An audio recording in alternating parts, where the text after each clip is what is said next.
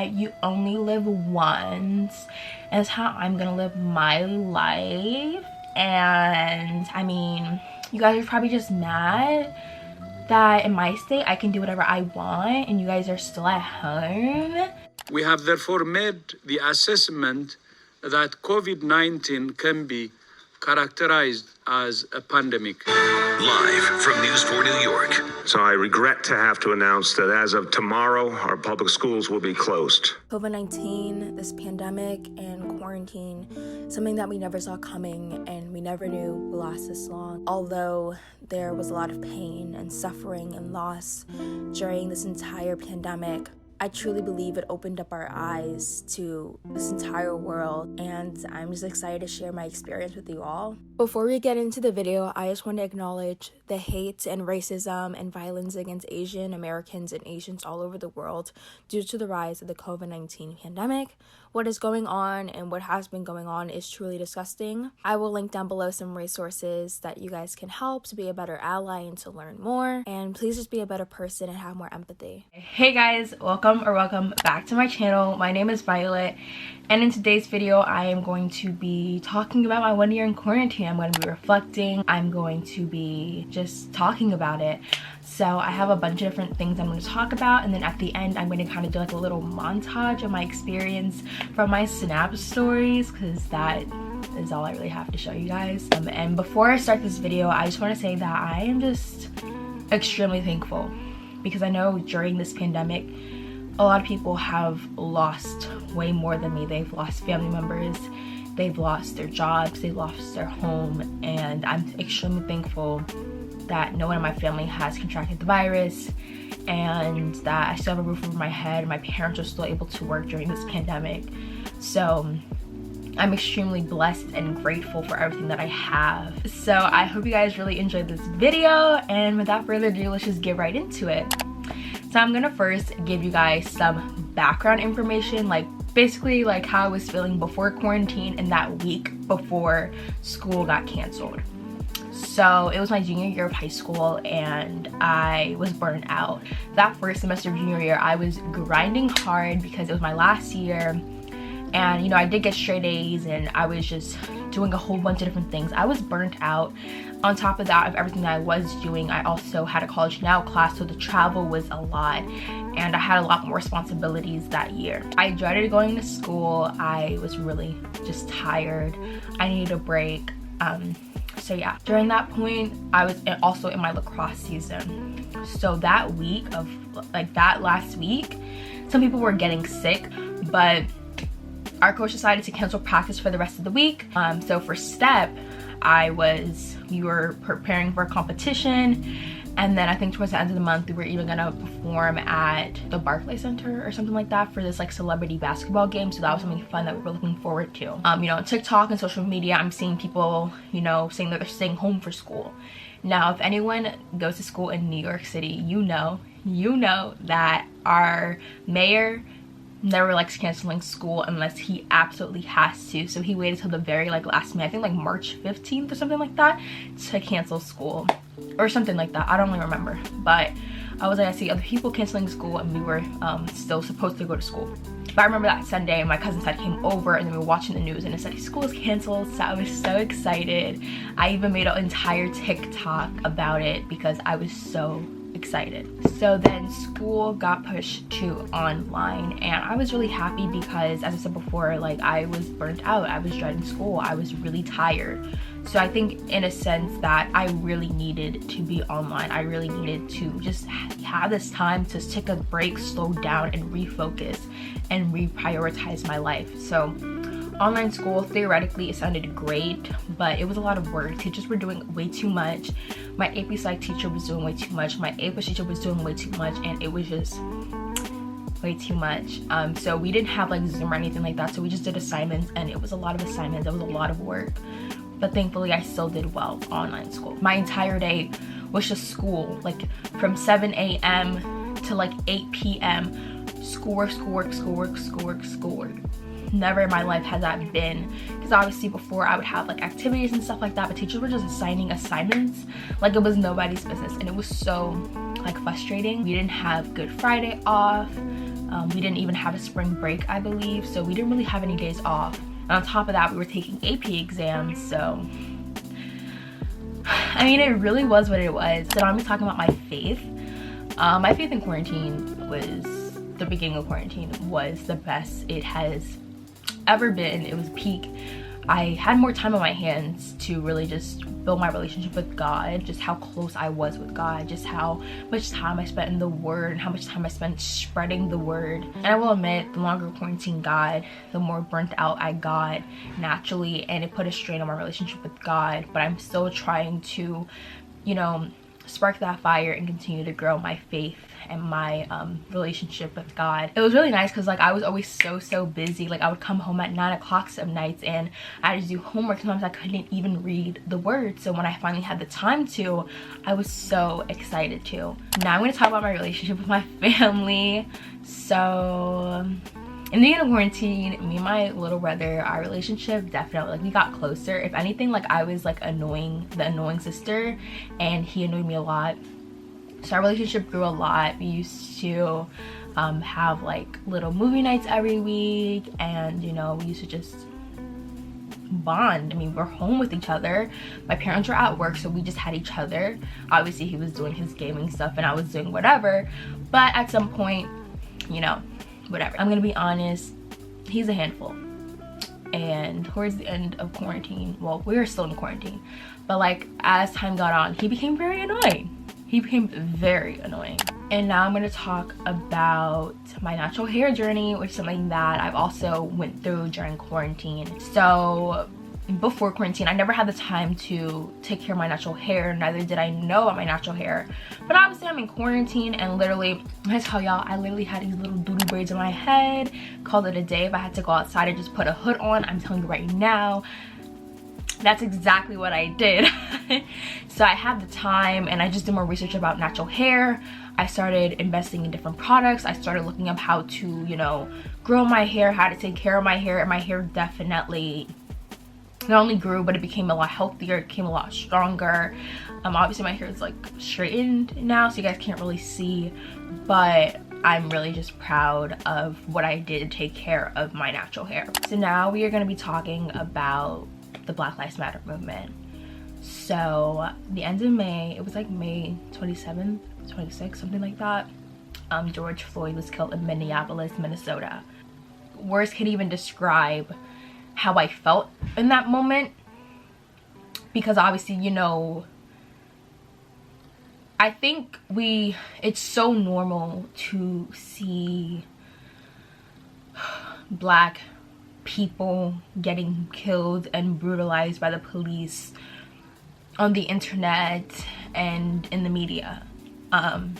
The amount, not just him, but the amount of people that I've seen being killed on social media during that time span, because obviously people were like bringing new stuff up to light, or even stuff that was going on at that time, and it really desensitized me. I became very numb to the idea of police brutality just because I've seen it. Literally, someone posted a video of a police officer killing a Black man on a highway, and seeing him get shot in the blood, it's just hard to see anyone get killed, but seeing someone that looks like you get killed over and over and over again. You don't know how many times people reposted George Floyd with the knee in his neck for 8 minutes. Yes, I feel like to some extent we needed to see it, we needed to feel it, but I think that to the point where it's traumatizing. It's traumatizing because then you start thinking, that could be me, that could be my father, that could be my brother, and it was just a lot going on. I became very burnt out, and my mental health wasn't doing the best because I was just, social media, everything was BLM. So I was posting different posts, like 100 posts a day. It was literally insane as to how consumed I was by the trauma that the Black community has faced. And I didn't take a step, I needed to take a step back, but I didn't take a step back because I feel like if I wasn't posting, then I wasn't contributing to the cause. When taking a step back, like, posting just posting. I also used the time to learn about more about Black history, systemic racism. Something that I learned was the difference between systematic and systemic, because I used to think they were interchangeable, but they're not. I remember even watching The Hate U Give for the first time because it was finally free on demand. After everything happened, certain movies like The Hate U Give was free on demand, so obviously I was gonna watch it. I loved the movie. I watched a lot of documentaries like The 13th, and also too, I was the first Black president of my club, so I felt this moral obligation, and also just something that I desperately wanted to do, because some people are not exposed to things like this. As a Black person, I learned a lot, and if I went out of my way to find documentaries, to find books, to find articles, to learn more about things like systemic racism, police brutality, you know, mass incarceration, the school to prison pipeline, so can anyone else. This information is accessible to literally everybody. It was a lot. It was a lot going on. It was a lot to experience. It was a lot. So now another component of being in quarantine was applying to college. So I kind of knew what schools I was going to apply to, but it kind of changed a little bit. My list kind of grew a little bit. I attended this like camp college thingy, and I was able to connect with this woman that runs or co-founded this like admissions consulting company, and I was actually able to get help, which I was so thankful for. I tell you guys, God just God provides, and God shows out and makes a way in miraculous ways. Like, even for example, my laptop, bro, my laptop broke. Like, the screen was broken, like it was like flapping off. So after that, like, it was done. That was done. So I had to use this monitor, and it was just so inconvenient, and it was so slow.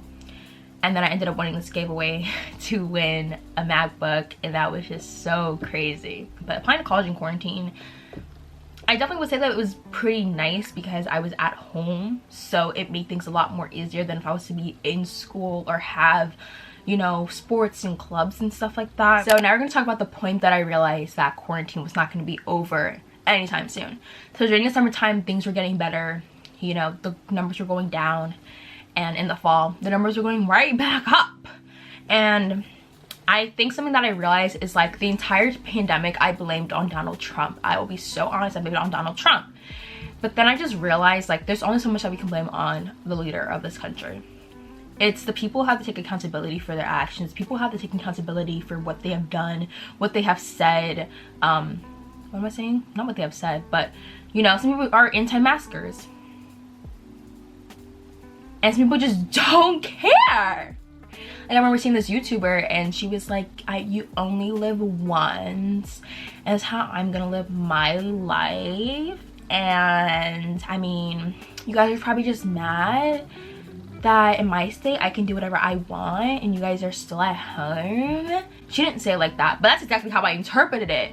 But miss, I had to say, people are dying. People are dying every day, and people still don't care. And the amount of people that I've seen just travel to Florida because they have no restrictions, baby girl. The next caller. Moving on. But this pandemic, bro, wear a mask. Wear a mask. Social distance. Do you need hand sanitizer? I got you, bro. I got you. You need hand sanitizer? I don't understand. Like, bro, okay, I'm not saying that you have to be cooped up in your house, not talk to anyone, but like, meet up with a few friends, okay. But partying, is that necessary? Is that necessary during a pandemic? Okay, I didn't think so. At this point, I definitely think I would take the vaccine.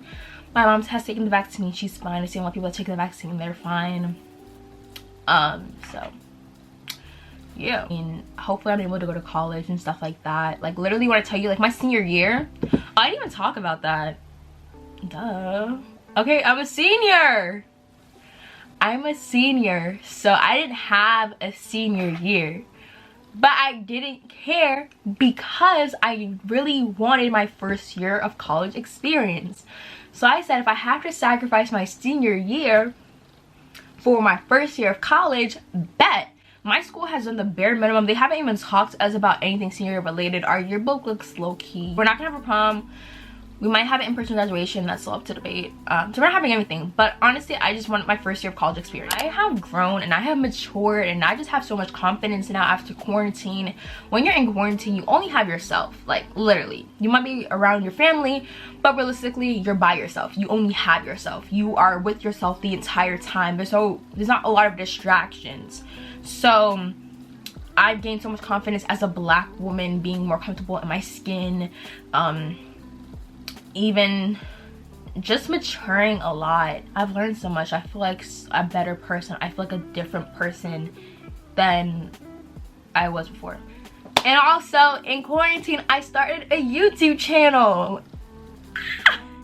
His video is like hecka long, so I'm just gonna skip to the montage.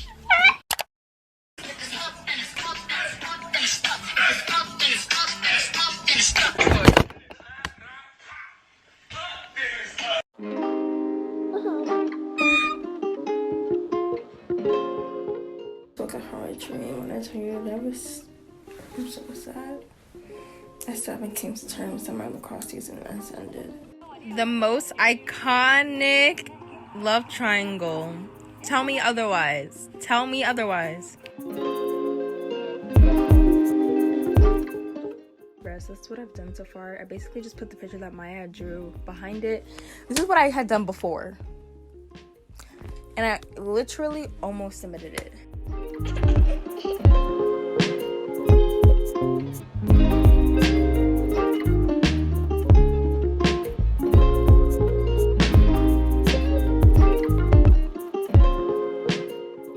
So I was down here filming a video for Key Club and I look crusty, as you can see.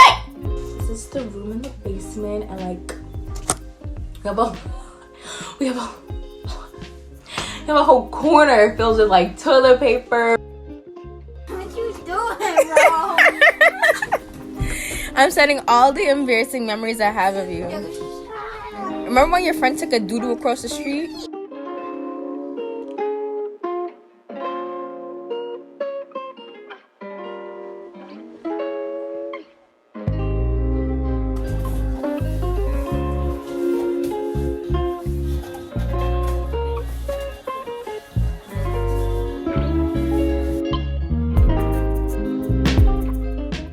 Seek God with all your heart, and you will find him. Be still, and you will feel him. Read his word, and you will know him. Have a blessed night. I mean, it's like 12:15, so like, whatever, but.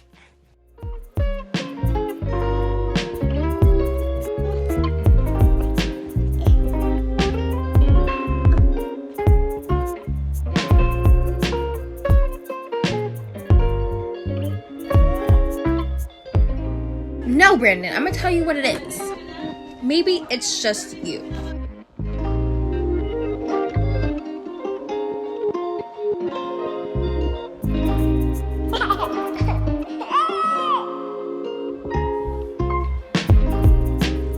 So darling, stand by me.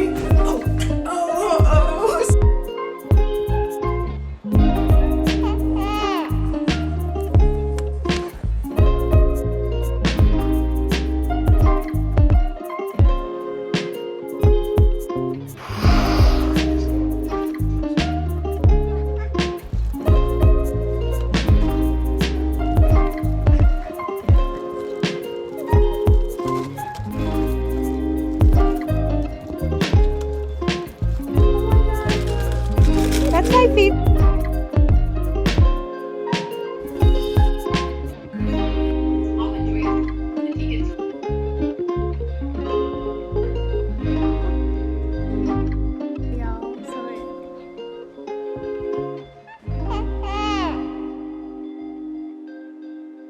Wait, this can't be real. Someone tell me this is a joke right now. Stop! It does not look good. Here, I'm just gonna use one notebook for every class. This is something like me.